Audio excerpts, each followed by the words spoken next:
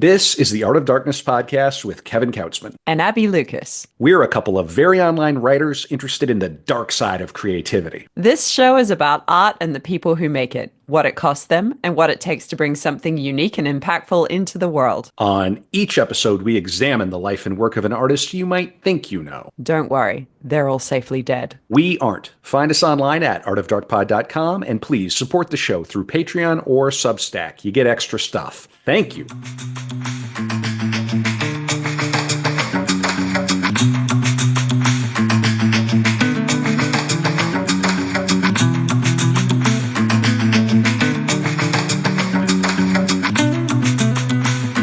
All right, we are back in the dark room, Art of Darkness, Kevin Kautzman, and this is Abby Lucas in the old country. Abby, how are you?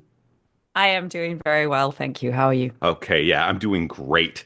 Especially great today because I have one of my favorite podcasters here, Jack BC from the Essential Book Club from Hell.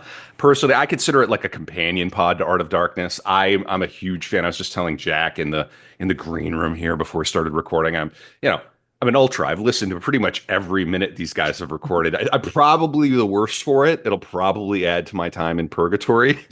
But anyway, Jack is here to talk On the Marble Cliffs from the complicated Ernst Jünger, who we did a core episode on.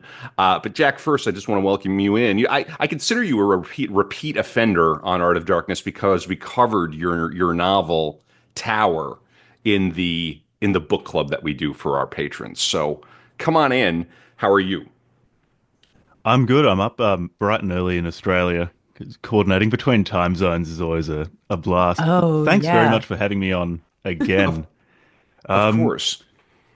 Because you and Abby have come on to the book club from Hell, and also you and Brad, so Art of Yeah. Darkness in a different incarnation. So Mhm.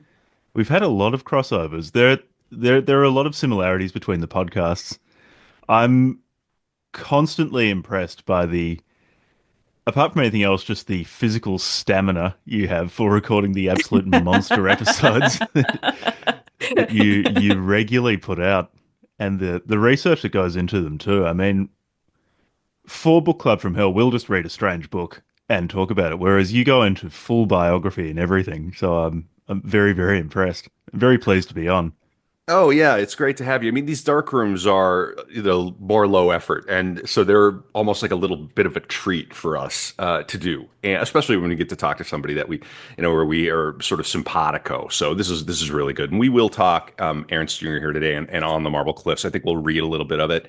I will tease a few ideas that I have for the After Dark. Uh, we're gonna continue to read, and the After Dark is for patrons, patreon.com/Art of Dark Pod. So for these dark rooms, we always do about an hour, and then we come back and do another half hour or so behind the paywall. If you want to support the pod, please go over to Patreon. This year, I'm reading. Abby had to remind me one time, but I'm picking a random quote from Catching the Big Fish, David Lynch. It's the year of Lynch on Art of Darkness. There have been some weird, almost synchronicities. Synchronicities, yeah. Yeah, we did Coco Chanel, and then I think that was the first one of these that I did, and I opened it up, and the first line from the random page I picked was "I love the French." I feel like David is talking to us from wherever he's gone, and then we're also going to talk more Junger and his complicated relationship with fascism and the Austrian painter, which is always fun. His major war memoir, Storm of Steel, which made him a household name in the German-speaking world. And then I want to indulge as a super fan of Book Club from Hell and ask Jack about some of my favorite episodes and their recent release, The Eroticizing of HIV, Viral Fantasies. So That was a fun one. wow. Let's not getting too specifically into that one because we're going to save it for the paywall. But what? So one thing I think about when I listen to your show, because I know what it's like to do Art of Darkness, is the consequences for your own souls or whatever is sitting inside your meat bag there. Like, what do you? As the show has matured, are you into like year 3 now? Year 2? Year 3?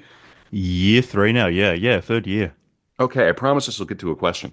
Like, what do these episodes do to you? And as you've, continued to do the pod, has it gotten easier for you to do, or do you still kind of carry the emotional weight of the books as you're reading? Because it's one thing to read for pleasure; it's another Hmm. thing to read and To prepare read for for. displeasure.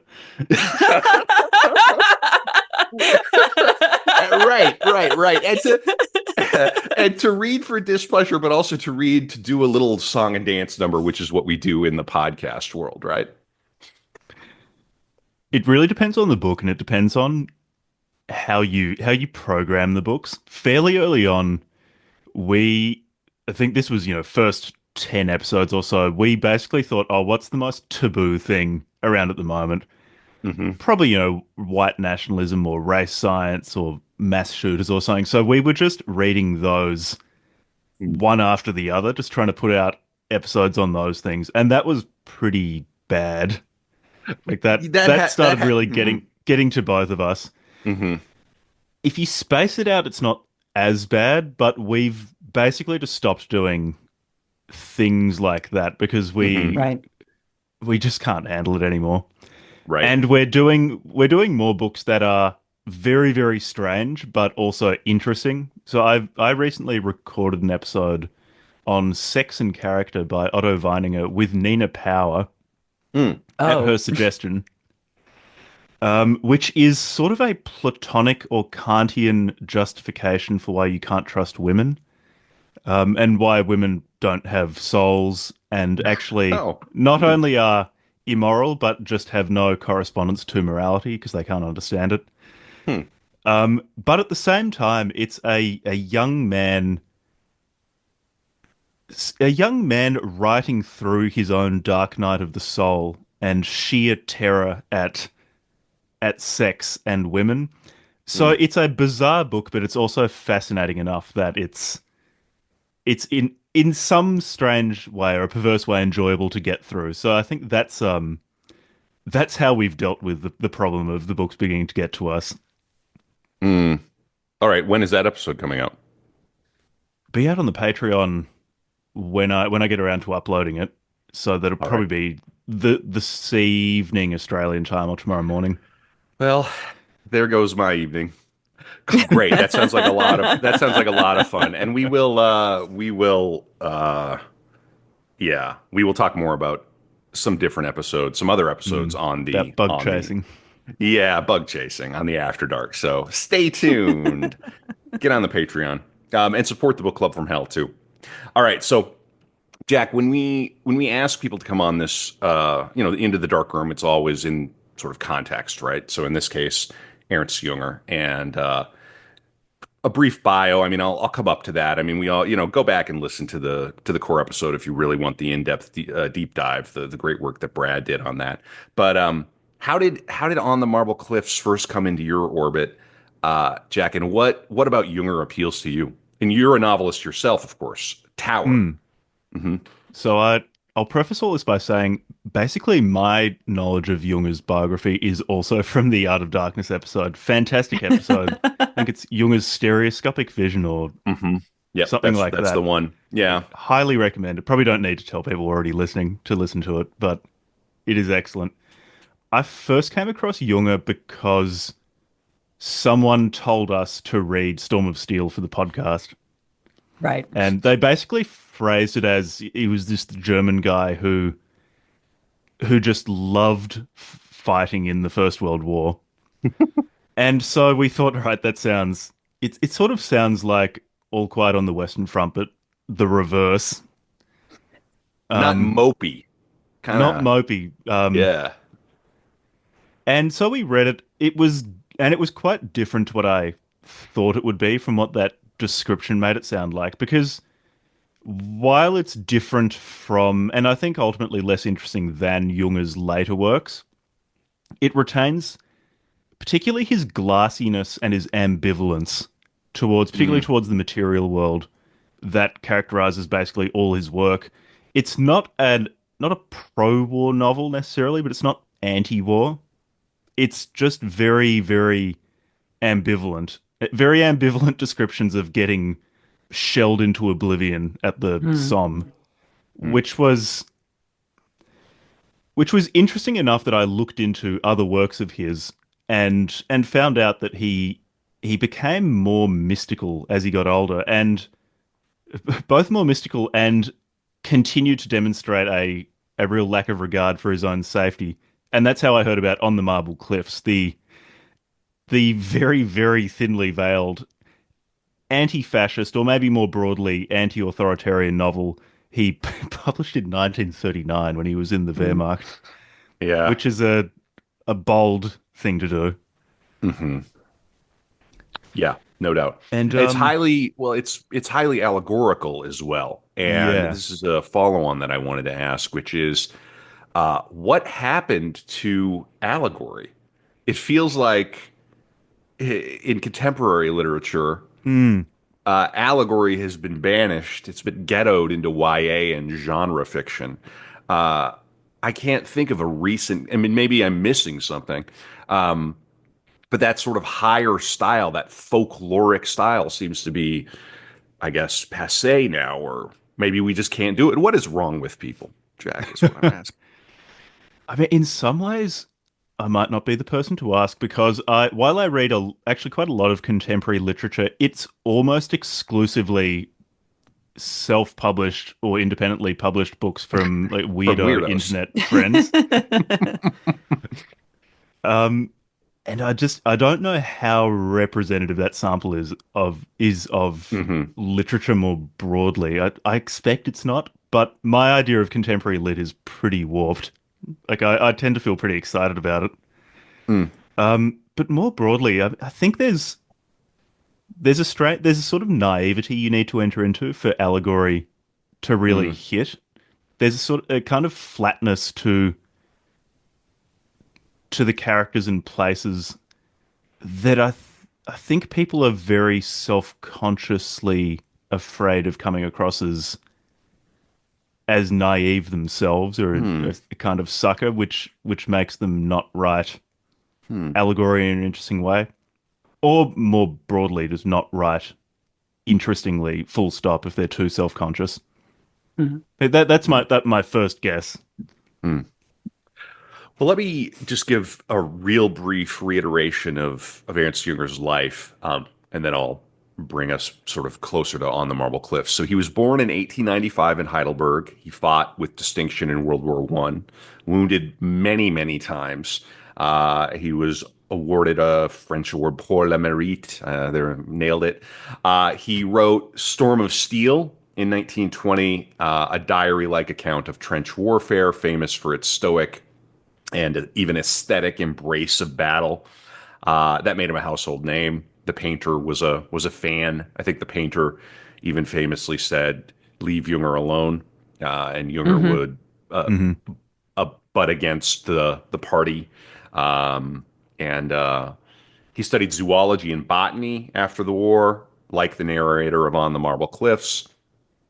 He was deeply nationalistic, but resisted affiliation with the Nazis. He declined meeting with the painter, and he published, as Jack said, On the Marble Cliffs in 1939, a thinly veiled allegory of totalitarian violence, either Stalinist or Nazi, depending on who you ask.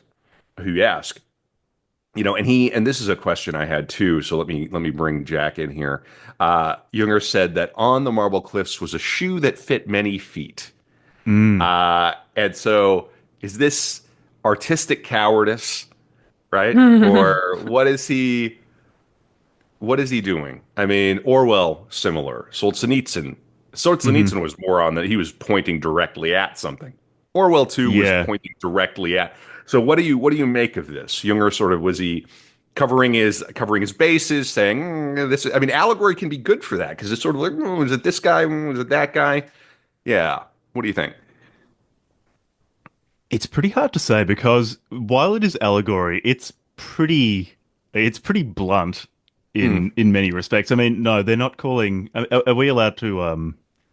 say the Austrian painter's name and the name of his party, or are you worried about No, YouTube no, go no. hating It's just No, like a like running gag. We're all running? adults here. You know what I mean? referring to him Well, as that's a not. I mean, Well, it's just artist. the art of darkness. He was a painter. He was the I'm painter. sensitive about it because it's the English It, language is getting distorted in I, increasingly bizarre ways. The I will. use of the term unalive and More and more, I just think it's absolutely absurd, the boogeyman thing. It's so funny and ridiculous in hindsight. It's just absurd.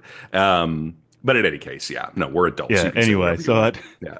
he doesn't name the Nazi Party openly, but does he really need to? Anyone living it Yeah. in the in 39 or the 1940s would have picked up on it Hmm, basically immediately.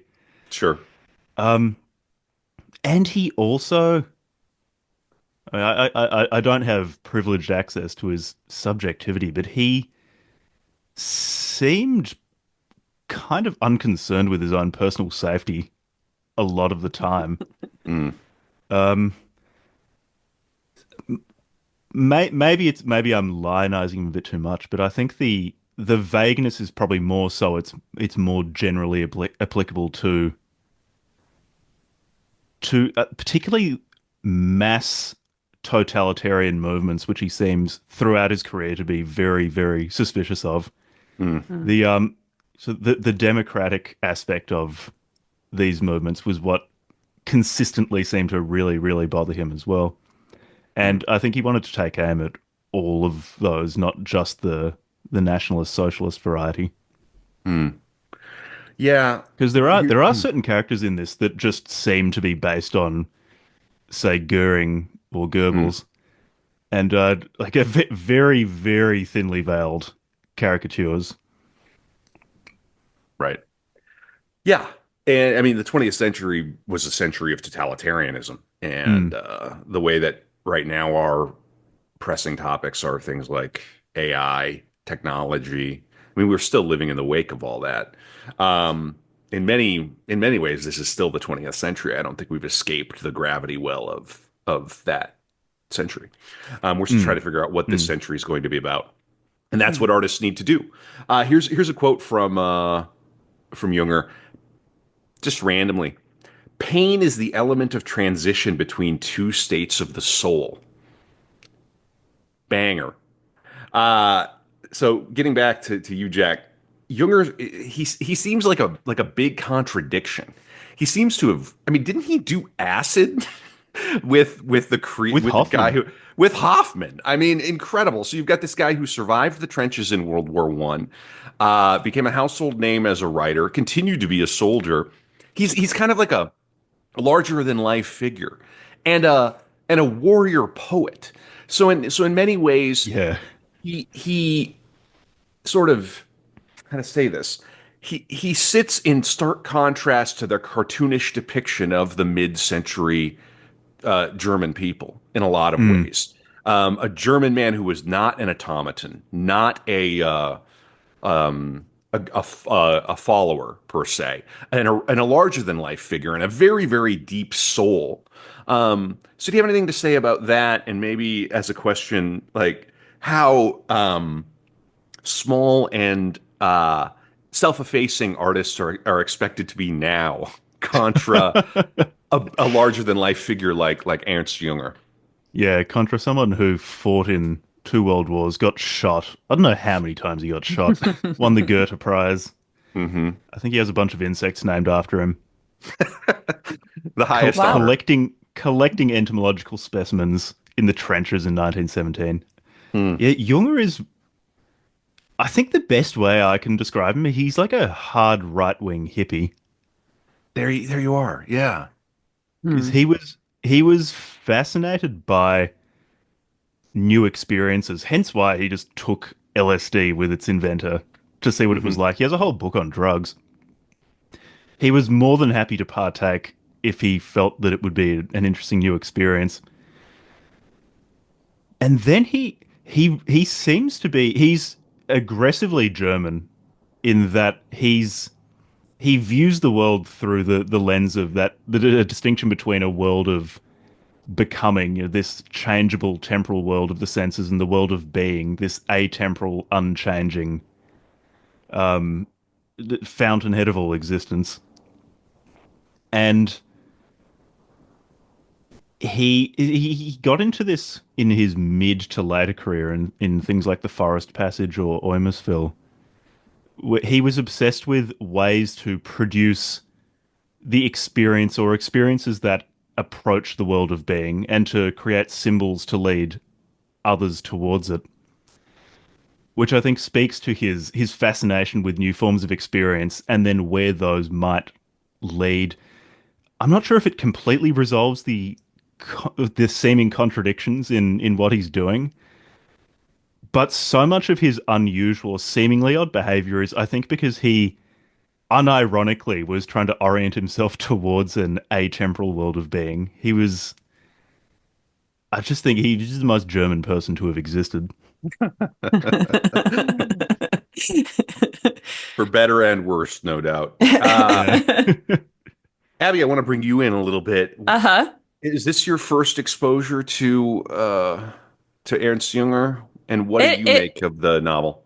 Yes, it is. I had heard the name, but I didn't really have any context for it. And I listened to the novel today on an audiobook, so I don't know Hmm. if that had an effect on how I experienced it. But I really liked the botany because I appreciate when writers like get a bit nerdy about a niche thing that they know about that we don't know about as like artists, I guess.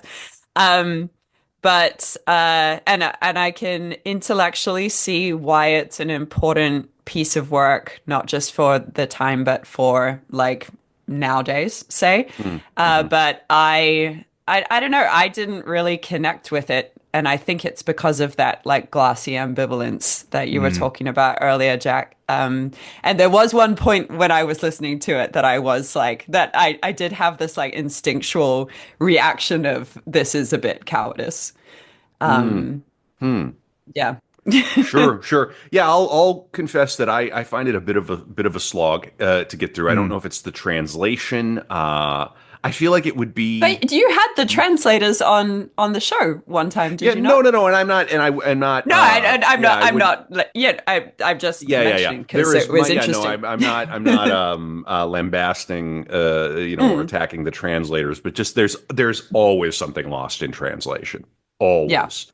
Um, yeah. So I don't know if it's that or it. I feel like it might be a personal failure. I feel like my attention is so distorted and warped right now Mm. that something like this asks more of me than maybe I'm prepared to give right now. Well, I know, Because like a lot of the language was quite formal, right? Like Mhm. it's written in a very like not flowery, but like there's like a lot going on, and Yeah, it's it's as you like a say an high allegory, style. and like it's a Hmm. high style, yeah. Um, yeah, so it was like a difficult listen. I probably would want to go back and read it again because I actually take things in better visually than I do, but Mm. I needed to multitask.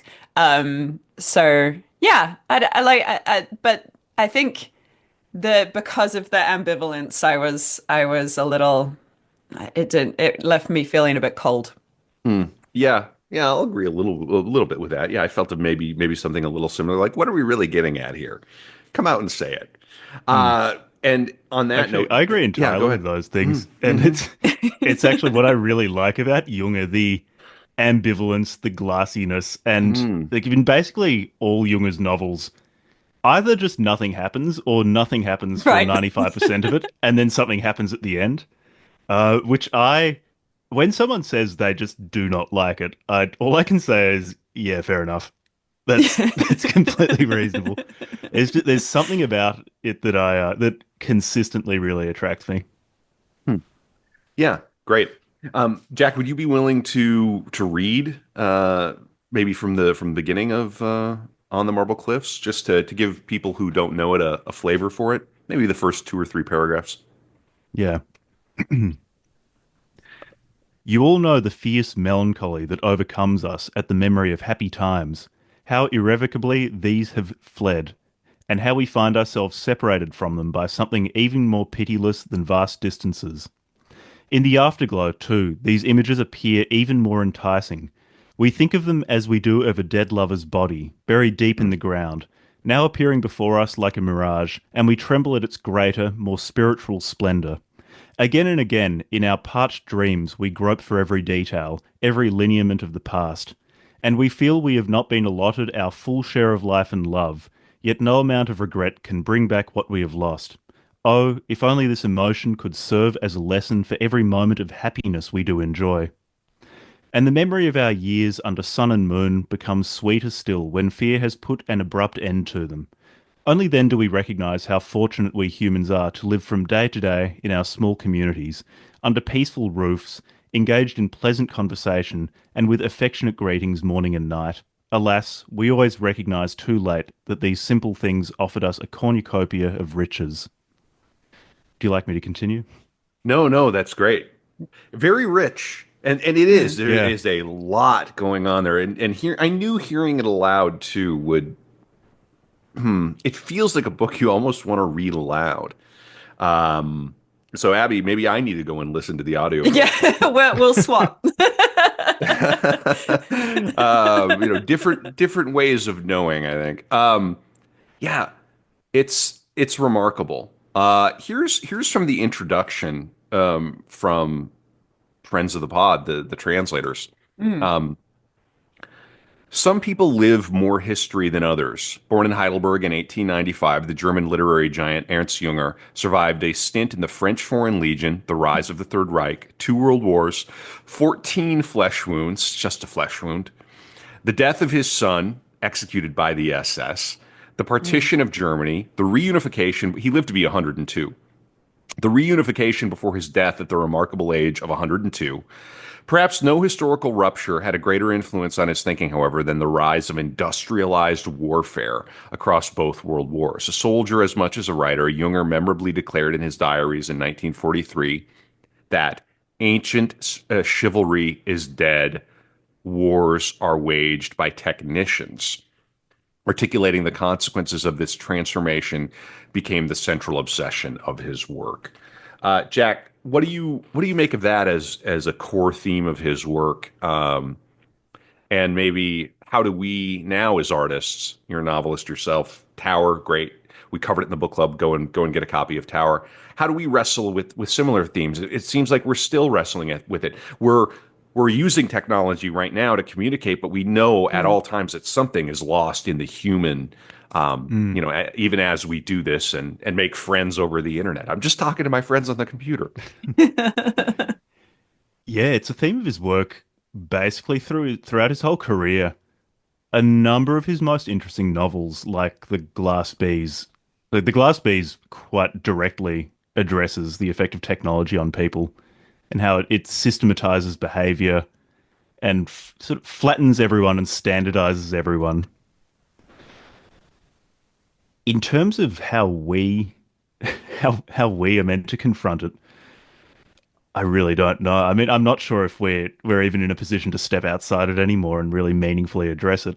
Mm. Alarming. Oftentimes I feel that early 20th century novelists or artists in general are those who have described the technological condition best because they were the ones who experienced enough of a change. So Junger started because he just loved fighting war. He started fighting war with cavalry charges Crazy. and also witnessed Blitzkrieg.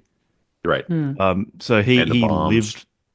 lived that change and as such was able to see it in a way that I suspect we today can't quite appreciate. So not to sound too defeatist, but I'm not sure how we address it in the same way. It's something I try to address it in what I write, but I don't know how to step outside it. Mm. Well, I would say maybe the equivalent for us today would be to try to describe what it was like. Well, I'm of a certain age, Jack. I don't want to date anybody, but for it coming out for my life, it's sort of like what was life before with the rotary phone Mm. compared Yeah. to now. The The tube Zoomers will never know. television. right, tube television. The Zoomers will never know the struggle of dial-up internet. And we laugh about it, but it's had a comparable effect on our lives and how we see the world. That's kind of our, I'm Mhm. not going to compare it to war, but it's much more psychological and it's sort of vaporous. It's hard to explain Mm, exactly, but it does seem to me that artists need to be wrestling with technology. And I do feel like a lot of people are escape into historical fiction or Mm. period pieces. A lot of writers, even film and television, they want to avoid the mobile phone. The mobile phone destroys horror movies. mhm. Uh, Yeah, yeah, Yeah, yeah, it just yeah. absolutely kills plot dead. Like it isn't is that very isn't that difficult to get around the mobile phone. it's fascinating, isn't it? Because it's like an irony destroyer. I'm talking about dramatic irony, right? You're at Mm. Camp Crystal Lake, you find the first body. If you have cell phone connection, it's over. Yeah. Yeah, it's an obligatory part of every modern horror movie is okay, how do we get rid of the phones in the first 15 Yeah. minutes? Right. We've Or got to just set be it in the way past. out in the middle of nowhere. Batteries have to die. Things have to be Hmm. stolen or broken. I mean, the real insight, of course, is that the phones and the technology are the horror themselves. I mean, Yeah. it's I just wrote a play that's anyway. Jack, I want to give you a chance to talk a little bit about Tower here on Maine. You're always pitching it on your pod, and I admire you for your conviction as well. With that, it's important for artists now not to be shy about promoting their work, right? I mean, and as a frequent listener, I know you as the novelist of Tower, which is a great novel, great contemporary Mm. novel, and people should know about it. So, talk a little bit about that. Oh, thanks very much.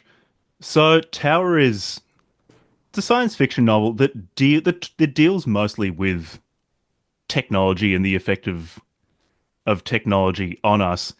It is set in at a point in the near future in a nameless city whose greatest feature is an enormous tower growing in the middle of it, whose height is determined by the share price of the company who is headquartered I there. love that. That's It's so fun.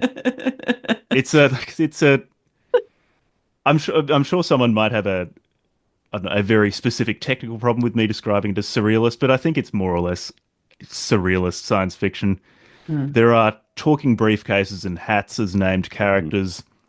The main character is married to the CEO of the company headquartered in the tower, who seems to be complicit in the formation of this giant edifice, which is distorting the world around it, stealing the souls, reshaping the souls in a very real sense of those who associate with it. And all he's trying to do is work out what's happening. Mm. Where can people find it? Oh, that's right. Find it on Amazon. There are if you just search Tower Jack BC on Amazon, I'm sure you'll find it. If you look at any podcast episode, the show notes for Book Club from Hell, the link to it will also be in there. Yeah, go and get a copy of Tower.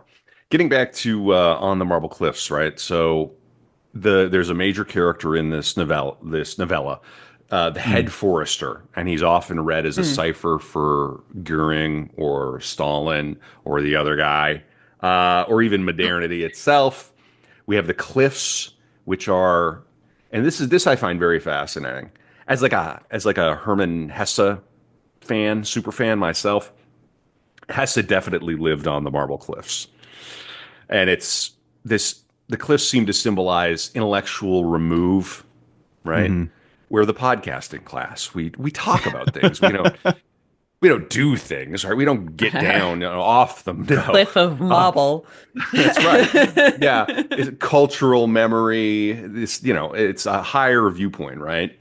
But finally, impotent, Mm. which what a place to live. It's sort of that ivory tower, right?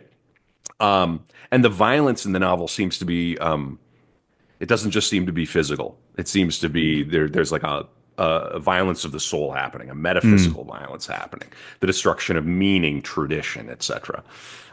There's a quote from it. We stood high above the fields, and below us raged the fire.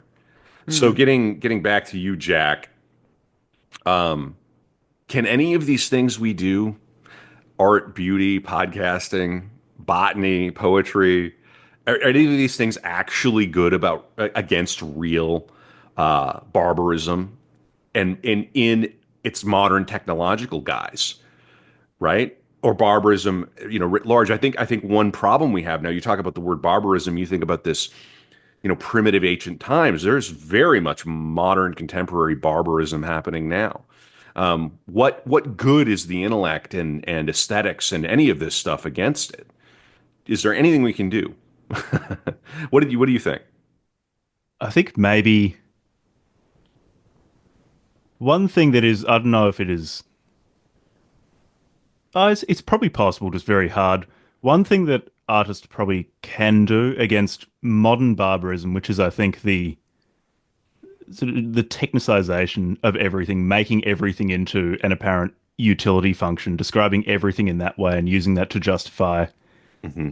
really immiserating the human soul, is to show that there might exist something else. Because so long as technique is depicted as being inevitable and it's not a choice or any sort of decision, but it's simply a fact of nature, then it will continue to blast human interiorities to glass. But if there can be some sort of escape shown or some option, I think that could be valuable. Hmm. The problem is anyone really in a condition to listen after a while? Yeah. The big spreadsheet wants to reduce your Yeah, attention to the second, to yeah. Mm. fleeting little quick hits. In a way, and it's very very enticing. Because it puts you into a flow of permanent distraction. Hmm. It's very delicious not to have to be challenged ever. Mm. Just constant titillation. Yeah, it's a diabolical. It really is. It's deeply, deeply, deeply sinister. Um, what do you think of the language in On the Marble Cliffs? The stylized language. It's almost dreamlike. I mean, at Mm. times we read some Yeah. of it. Do you think it makes the violence more or less horrifying? Yeah, that's a really interesting question because it in some ways it's a similar effect to how Jünger used language in Storm of Steel, where there are parts of On the Marble Cliffs, brief sections of quite intense violence, Hmm. but it's described at such a remove where I feel the initial shock of violence is lessened, but then the more you consider it, the more horrifying it becomes. You're witnessing some hunter's shack in the forest with ears nailed on the eave, or no, hands nailed along the eaves, described in an extremely matter of fact and detached way. I think it makes it more horrifying once you consider it. Also considering the mental state of the person observing it, the unnamed narrator, who in his youth fought in war and as a result of that just seems to be pretty checked out. The war he and his brother fought in against Altiplana in their youth was one of the main motivating factors for them to retreat to the Marble Cliffs, to their botany. And it could also be the reason why he describes scenes of horrifying violence with such detachment as well, that he Mm. himself has been really, really marked by war. Which, perhaps that's where Junger's style came from as well. I mean, this guy was brutalized by two world wars. Do you think the So you got to narrator find is? some sort of way to cope with it Yeah, because mentally. Hmm. yeah, that might be where that detachment in his style comes from, and also where Mm. his intense ambivalence with respect to resistance comes from. Because in his later works, like Oymersville, he's even more checked out in terms of material resistance. Because he lived through the lead up to and the outbreak of the First World War, then the lead up to and outbreak of the Second World War. He saw from West Germany, East Germany fall to Bolshevism. Past a certain point, I don't really blame him for saying, "Look, there's nothing you can really do. Just protect yourself." Yeah. And Y- that mm. strain only became more intense in his books as he got older. right? Do you And think it's wasn't his yeah, go ahead, Abby. Yeah. I was gonna say wasn't his son found like dead near some marble cliffs? I believe that's right. Hmm. Hmm. Yeah. When Yikes. was this? Well, in any case, yeah, go back and listen to the core episode. The question for you I've been thinking about here, Jack, is so he's the narrator is watching the world burn. Is that martyrdom? Is it cowardice? Is it wisdom? What do you think of this thing that you've just been talking about? This remove. It's a remove that feels quite alien to me, but it Mm, I think it comes back to that distinction Jünger had through most of his life between the temporal and the atemporal world, where there's the mirror of Niagara Montanus that he and his brother Otho have in their hermitage, which he says can be used to burn anything to a crisp, and in doing so, put it beyond the reach of time or of decay, and to purify it. And before leaving their hermitage, they burn everything with this and put it beyond the reach of Hmm. any worldly power. And I think that's also why they're collecting knowledge of the world in some way to produce something that is beyond the reach of worldly degradation. Why they collect the decapitated head of a young prince of Sunmira, whom they also feel symbolizes something beyond temporality and causality, and take it with them to Altiplano when they flee the marina. I suspect what he was doing was, at least he considered it to be courageous and saving things from the degradation of the world. But it's a mindset that's quite alien to me because I don't share his conviction in that of the existence of that atemporal world. hmm. You don't believe in this sort of this metaphysical world outside of time? I would really, really like to, but I, I can't find that sort of faith in myself. Hmm. I mean, materially, though, somebody is listening to an episode of Book Club from Hell right now that you recorded a year and a half ago. So even Mm, technology seems to suggest that there's time is sort of you're able to warp time somehow. Maybe it's not mm. atemporal. We're all in time. I don't know. I'm not trying to resist. That's just the first thing that popped into my head. I remember when Art of Darkness first started to take off and we knew we had listeners all over the world. I was sort of like, oh, somebody's probably listening to the show right now. How strange. They're listening to me yap and Brad, mispronounce words, and me mispronounce French. My horrible, horrible French, infamous. Nailed it. Running gag on the show. All right, so let's see.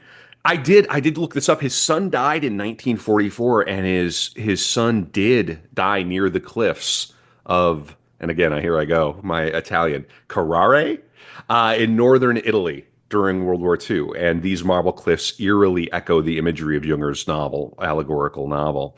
Yeah, good pull there, Abby. How I strange. think that's correct. You just need to roll the R's. Ah, Karate. okay. You could handle the Italian. I'll handle the German poorly. Yeah. So, all right. Yeah, fun. Been a fascinating dark room so far, and of course we'll go for another 10 or 20 minutes, and then we'll come back after a break for the after dark. Jack, can you just because again I'm a fan, it's just top of mind right now. Do you have any other episodes queued up for book club from hell? What's coming up next? I'll tease what we have coming up next, but first I Oh, want to hear we've from got you. so in terms of we have things first on the Patreon and then we release them for free. Let me open up Yeah, yeah, go ahead. because While you're doing I that, lose yeah. I lose No, no, track no, of I what we've understand. done. Oh, believe So me. the Yeah, the go ahead. next one to be released will be Drone Disorientations, which is queer theory as applied to drone warfare. Oh That's out on wow. the Patreon though, isn't it? How Yeah, how that's out on the strange. Patreon. Yeah, how what a talk a little bit about that. I mean that's perfect because that's 100% what we've been talking about on this episode in terms of Oh yeah. technology and and the warping of it. Yeah, querying drone warfare. Yeah, so it's basically the authors of a so it's a paper, I forget which social sciences journal it was published in, but it's a social sciences paper where the authors contend that there's a hegemonic masculinity to warfare up till now, which reaches its peak in terms of the physical danger presented to the warrior and and how close they get, how intimate they are with the person that they are killing. And they say that drone warfare queers this or offers possible lines of flight from the hegemonic masculinity because they love Deleuze by by confounding the distance and the intimacy between people who are engaged in killing. So if you're sitting in an air-conditioned room somewhere in, because they're American in the United States, flying a predator drone on the other side of the world and shooting rockets at people, there's an intimacy because you can see it through a camera, but you're not there. There's that disjunction. And from that, they explicate this whole theory as to how it queers the experience of killing. Yeah, one wonders what Yeah. what Jünger would. Yeah, a good Yeah, episode. man, Yeah, if he saw what Jünger drone would make warfare. of drone warfare, right? I mean, he would have something to say about it, no Hmm. doubt. It's Jack, yep, progression gone too far, undoubtedly, is what he would think. Yeah. but predictable because of the incentives. And yeah, Jack, what else do you have coming up? You had some other The notes. interpretation of dreams by Sigmund Freud, which Mm. Woo! which we really liked. I was because I'd only read a little bit of Freud ages ago, and I'd kind of assumed Freud was the Freud in popular consciousness, just sort of penis and cocaine man. But it was really good. It's a really great book. There's the Trans Maxing Manifesto, which is if people have heard of gay maxing, where incels say that to achieve intimacy, they try to make themselves gay, and that that's a dating Yeah, strategy some of them advocate. the Transmaxing is Transmaxing that, Manifesto is intense. Yeah, yeah, I except listened to this one. yeah, making yourself trans so that you can stop being an incel. That was just depressing. Actually, that was one that made both of us feel really It's terrible because extremely cynical. it's yeah, it's written from a pretty bad mental place. Yeah. Irene I would. Idsley for something more fun by Amanda McKittrick Ross, which is, I think, the most purple prose I've ever read. Late 19th century romance novel written by a woman with the most insane use of the English language. It's purple prose to the point where you actually have a hard time following very basic plot threads. That was great. And then finally, Sex and Character by Otto Weininger, which I described earlier in the episode. As well as that, there'll be some author interviews. Getting Dustin Cole on pretty soon, he's written a bunch of things, but most recently published After Sunstone, which is a poetry collection, which I really liked. And then there are a few other things I've been reading, and I'll reach out to people once I've finished with them to get them on as well. Yeah, and that's a public service you do, a second public service. I'll say the first public service you do is you do things like read the bug chasing manifesto for us. You go the places that, yeah, it's very similar to Art of Darkness. You find these niche subjects. Not that our subjects are niche, but the way we handle them Hmm. is a little different from something you might find on like NPR, say. You go to those places, right? And you also find some fascinating things, these weird little things that extraordinarily niche. You have an episode on furries. I mean, people know what furries are, but How much time do you really want to spend thinking about furries? So that's your first public service, but this is the second part of Book Club from Hell. Is you started inviting living authors, the Hmm. weirdos like us, the weirdos that you have on. Um, so what? Why did you decide to do that? Was that always your plan for the Book Club from Hell, or was it something you figured out after you had an audience? Like, for example, on Art of Darkness, people started asking to come on. I mean, and if you go back and listen to the early episodes, we would have people on for core episodes more frequently, and we've since abandoned that for a variety of reasons. But the dark room here is our outlet for the guests. So did it just happen naturally like that for you too, Jack, or how did that evolve? Yeah, it happened naturally. I mean, on the topic of inviting people on for core episodes, shout out to the episode you did with Caleb Cordell on Sharan. That was a Mm. great one. Hmm. Yeah, it mostly just happened because I wanted to talk to these people because it's so cool that there's so much really great work happening by people who are more or less getting ignored relevant like relative to their talents. Mm. There are at the moment I'm reading just an example of someone I want to get on. It's called Pale Townie by I think it's Tom Wills. Uh, yeah. Yeah, that he's part of that whole Apocalypse AFCON. Confidential group. Yeah. Yeah, Hmm. yeah, yeah. And what he's done, he's just taken the 999 line poem from Pale Fire by Nabokov and like, kept the structure of it and written it just about different things. It's just a super cool project, which is really odd, really, really well done. And I just thought it would be really cool to be able to talk to people doing stuff like that. And so I just reached out to various people whose works I really, really enjoyed, and they got back to me and were happy to talk. And so I've just kept doing it. Incredible. So it If wasn't planned. if there was a dream guest, who would it be? Oh, dream guest. And in terms of living people, I presume. Yeah. Yeah. Well, living or dead, why not? Well, I mean, dead ones like Ernst Jünger would be pretty fascinating because of the life he lived. I'm pretty sure he Yeah. spoke English as well. I mean, dream guests. There are so many people whose books I've been really, really enjoying that I've wanted to get on. I think Noah. I think it's pronounced Cumin of the Mars Review of Books has a either new book out or coming out soon. I'd really like to talk to him because Mars Review of Books is a cool project. His book sounds really, really cool. I guess the problem with the dream guest question is, at least with indie authors, because they're just not getting enough attention paid to them, they mostly, get back to me in an hour or two, time zones permitting, and just say What? yes. Listen, So listen, it's and I there's want to, yeah, Hey, but Junger was a mystic, so speak it into yeah, existence. yeah. Mhm, I'll get the mhm. Ouija board out and You got to decide with it. manifest Jünger.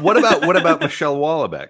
You wouldn't want to have Wallbeck Oh on? yeah. I would love to hear that episode. I've always bounced off his novels. I'm not sure what it is. Oh, Oh wow. that A, surprises n me. a number of people who share my taste in books really love him, and I've tried a few times, and I've just kind of bounced off them. What have you tried? I, What have you read? I'm not sure what it is in English. It's elementary particles or Yeah, something. yeah. At Hmm. least, yeah. Tried that one. Tried serotonin. Tried submission. What I about didn't dislike the them. possibility of Possibility an of an island? island. I should try that one. Try Yeah. that one. That Abby got me into Wallbeck way before he was a household name over here anyway. And I read The Possibility of Island, mind blowing. I think you especially would like that one. I'll give Yeah, that one a shot. yeah, give that a I shot. don't Abby, think just you'd really like that one. It's like it's about a sort of society of people who have like downloaded their consciousness from like previous iterations of themselves. Oh, really? mhm. And Yeah, that does they sound quite live good. in a post-apocalyptic wasteland where isn't the Mediterranean has been turned into almost a swamp, and there are these ravening hordes that are mobbing, the kind of the post-apocalyptic Europe, and it's got a lot is going on there. Yeah, give that one a shot, Jack. I'll say too, if you are an indie author, you should reach out to the book club. Hell, reach out Mm. to us too, artofdarkpod@gmail.com. We love having guests on for these dark rooms. If there's somebody you want to talk about, something you want to promote, and you're a real living artist, we love hearing from people. Artofdarkpod@gmail.com. We've had numerous guests come to us cold that way, so don't be shy. Mm. Jack, where can people find you and the book club if they want to promote something? So they can find us on Twitter at Book Club Hell 666. They can find us on Substack. Just look for the Book Club from Hell. We used to have a website. I think we might It's not have down. actually. Yeah, it might be Yeah. down. So You might want to, yeah, I don't know. Levi's taking a We bit of just a set up the break. redirect. Set He's up the he's the redirect. technically minded one. I need to work out how to get that working again. Is Levi the Bitcoiner? Levi loves Bitcoin. I would I He's so I would say I'm a crypto I guy too, like but he is I like it. he is Levi gold pilled. loves it. Yeah, yeah, digital gold pilled. Yeah, Yeah. he goes so hard. His explanations are actually very sound, and he's clearly gone down the rabbit hole. He's Oh Steve yeah. Saylor's number one fan.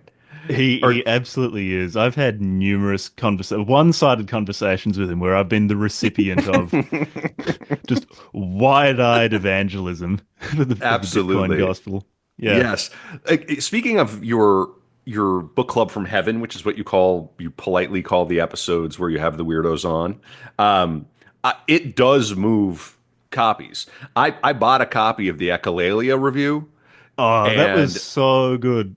banger. Explain what this Yeah. is, and yeah. Yeah, so Jasper Ceylon, which I'm pretty sure is a pseudonym. Oh yeah. Uh, basically, so he loves poetry, actually really likes contemporary poetry as well, but is frustrated with what he sees as really a lack of quality control, where people will get poetry published and promoted because their skin is a particular color or they like having sex with, a particular gender over another. Their And he, biography, their little paragraph biography sells yeah, the poetry, not the work itself. And of course, we know this is a problem now. yeah, yeah. So sort of race or sexuality, narcissism instead of artistic taste. And so what he did is over the period of I think 2 years or 3 years, wrote a bunch of poems. He wrote a lot. This was a serious project. Tens of poems. I think it was 40 something got published. And what's particularly biting about all this is that he's a real poet. No, he's He's good. very capable. Yeah, and so he got these poems published that he was writing to be ridiculous in various ways. Some of them are ridiculous, as in my personal favorite, Cherry Blossoms Bussin', which is it's just frankly ridiculous. It's just absolutely absurd. I don't know how anyone reads it with a straight face, but it got accepted. Shakespeare's Cum Slut, which was nominated for a prize and it's just full of emojis and it is as ridiculous as the title sounds. All the Crazy. way to other ones which are formally very, very competent, but just during the poem he will be saying, "I am a fraud." There's a fantastic one I think, called Baba, where almost all of the poem is written in Mandarin Chinese, and there'll just be the occasional word of English, and the words will be things like your grandfather emigrated, racist white people, Mm. etc., etc. And it was accepted for publication. However, the Chinese part is just insulting the people who accepted the poem. So they obviously Oh didn't run it no. through Google Translate beforehand. So They didn't even he do that. no. So he and then and he submitted under a number of false identities. So there's one Adele who's I think a gender fluid Nigerian woman or no, Nigerian they them.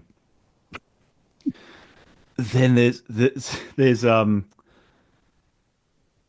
Dirt Hog Sauvage respectfully, who's sort of an older man who's trying his hardest to use Zoomer slang to be down with the kids, which he uses in correspondence with with poetry journal editors in an extremely obnoxious way. Anyway, all of these things have been collected into the Echolalia Review, which is a it's a pretend poetry journal full of in-jokes, satire, and then the poems that Jasper got published, as well as explanatory notes for why they're ridiculous, the circumstances under which they did get published, and so on. It's a hilarious project. He's already had a number of very angry Oh hit yeah, pieces there's written some about him. angry people. Mhm. Yeah, it's very angry people whose complaints seemed to be, I loved your poem when I thought you were a black woman, and now I don't love it anymore. Which is Crazy. more or less what he's criticizing. Because Right.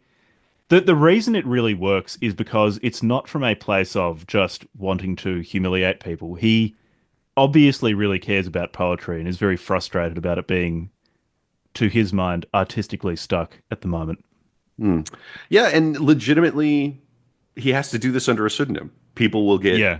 extremely angry, real biting satire, and on the edge of what's acceptable in polite society. And everybody talks a lot of shit about how art needs to do those things, but then when somebody actually does it, they Mm. want to destroy him.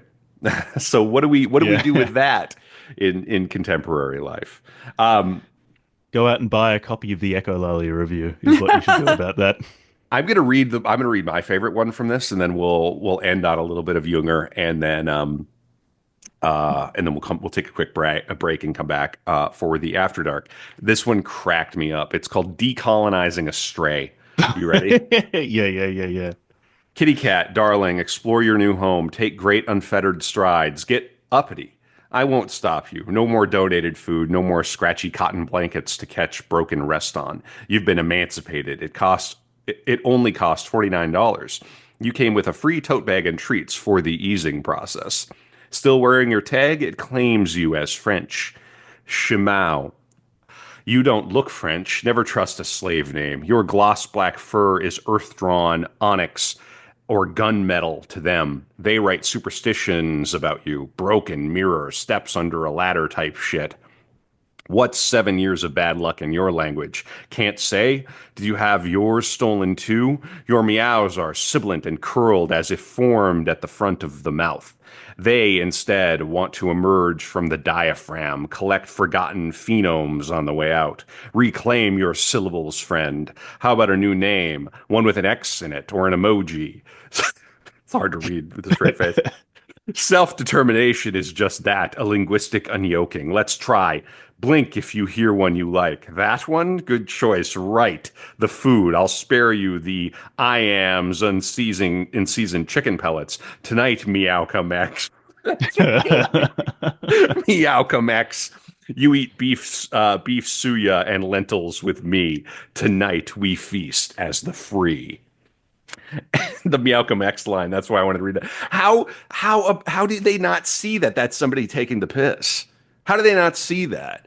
They take it seriously. It's shocking. It's like they don't even bother to read. They don't read closely. It is remarkable. And as Jasper pointed out, beef suya, because it's full of onion, would kill a cat if you fed it to the cat. Right. So, actually transgressive art. Okay, there's room for it. And if you can't take a joke, you know where to go. All right, so this has been a fun dark room with Jack from the book club from Hell. We're talking Ernst Jünger on the Marble Cliffs. Abby, do you have any last words about Jünger, about On the Marble Cliffs? Would you read any other Jünger? Would you recommend this novel to anybody? Maybe start with Storm of Steel. What do you think, Yeah, Abby? I think maybe Storm of Steel needs to be read for context. Hmm. Because when Jack had started talking about his Junger's experiences in World War One, this novel started to make more sense. But yeah, I don't know. Maybe it's needed for context. Probably I'm not the sure place to I'm sure start. there is yeah, a type of person that I know that I would recommend this to. I But don't again, I don't think maybe. it's bad. I just didn't connect with it. Sure. And again, maybe it's not the place to start with Jünger. What do you Yeah. think about that, Jack? Yeah, I think Storm of Steel probably is the place to start with him because it's where so many of his ideas arose. And also, as he got older, his books became more glassy, more meandering, more basically just dumping a bunch of thoughts on you in the mouths of various characters and nothing happening. So if Junger in 39 you found sort of too slow and glassy, Junger in the 70s is not the way to go. Start with him at his most immediate and titrate from there. All right. And on that note, we will break for now, come back. We're going to read more David Lynch. We're going to talk more Jünger, the painter, fascism, and then we're going to talk about some key critical book club from hell topics, bug chasing, the eroticizing of HIV. I want to talk about Hitman, that book. I want to talk about urine therapy, furries, killdozer, the Storm of Steel, which you covered, and then bone smashing. This is I want to Mm. ask you about all of those. Just briefly, we'll just go down because those really stood out to me. Great podcast. Go listen to the book club from hell. Buy a copy of Tower. And Jack, thank you for coming on into the dark room. Thank you both for having me on.